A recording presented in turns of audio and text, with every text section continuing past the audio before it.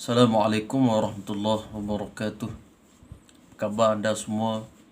Mudah-mudahan semua sentiasa dalam keadaan yang baik dan sentiasa mendapat rahmat dan kebaikan daripada Allah Subhanahu wa taala. Untuk video pada kali ini saya ingin berkongsi dengan anda semua berkaitan dengan taubat. Apa makna taubat itu sendiri? Dan tiap-tiap daripada kita ni pasti dalam kehidupan kita pernah kita buat maksiat, pasti ada dosa, pasti ada kesilapan yang pernah kita lakukan dalam kehidupan kita. Tak pelik. Dan tak kira siapalah, sama ada saya sendiri yang sedang bercakap ni, pasti ada dosa masing-masing. Dan tak perlulah kita nak mengaku di depan orang bahawa kita ni tak pernah buat dosa, kita ni tak pernah buat silap dengan orang. Tak perlu. Dan Allah Subhanahu wa taala pun tak pelik kita ni banyak dosa. Yang peliknya kenapa kita ni tahu dah banyak dosa, tapi kenapa kita tidak bertaubat di atas dosa-dosa yang kita lakukan. Dan orang selalu sebut taubatlah, buat dosa tu kemudian taubatlah. Apa makna taubat itu sendiri? Taubat itu maknanya kita kembali mengikuti ajaran Allah Subhanahu wa taala. Ataupun lepas kita buat maksiat, kita menyesal dan sebagainya, kita pun kembali melakukan ketaatan kepada Allah Subhanahu wa taala. Itu makna taubat. Dan kata ulama, taubat ni ada 3 rukun. Yang pertama iaitu kita menyesal.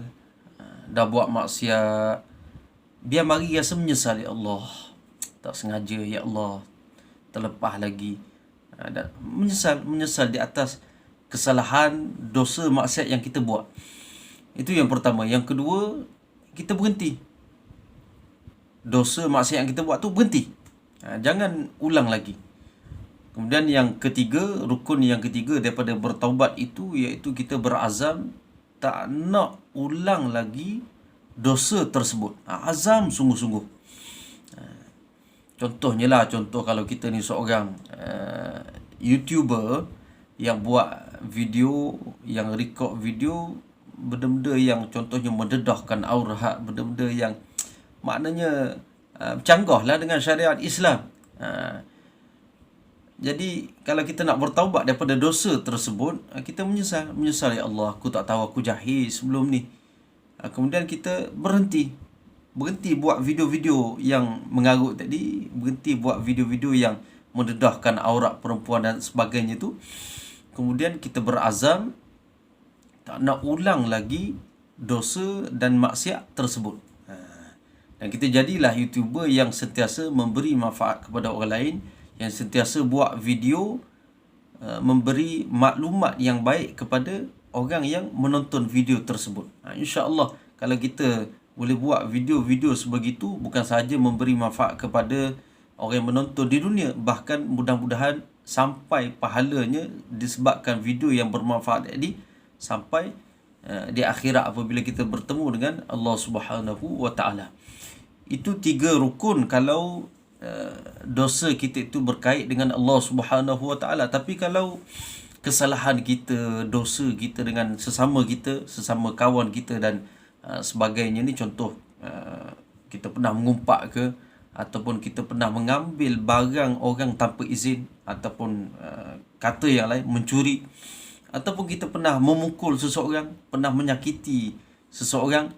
Jadi dosa-dosa ni tidak tidak dikira bertaubat, melainkan kalau kita pernah mengumpat seseorang, kita pergi berjumpa orang tersebut, minta maaf dengan dia.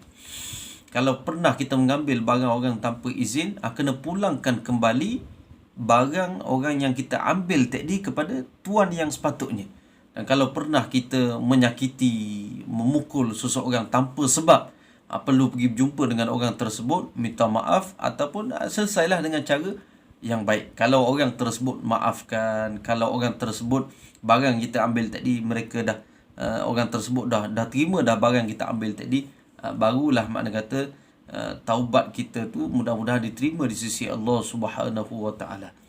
Dan biarlah kita ni sentiasa bertaubat kepada Allah Subhanahu Wa Taala. Buat silap, taubat. Buat silap, kembali semula pada Allah Subhanahu Wa Taala.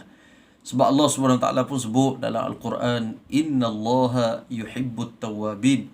Sesungguhnya Allah Subhanahu Wa Taala sangat mencintai, sangat mengasihi, sangat suka sangat-sangat orang-orang yang sentiasa bertaubat kepada Allah Subhanahu Wa Taala. Dan Nabi sallallahu alaihi wasallam sendiri pun bagi tahu, orang yang sentiasa bertaubat ini daripada dosa dia tu seolah-olah dia ni tidak ada dosa.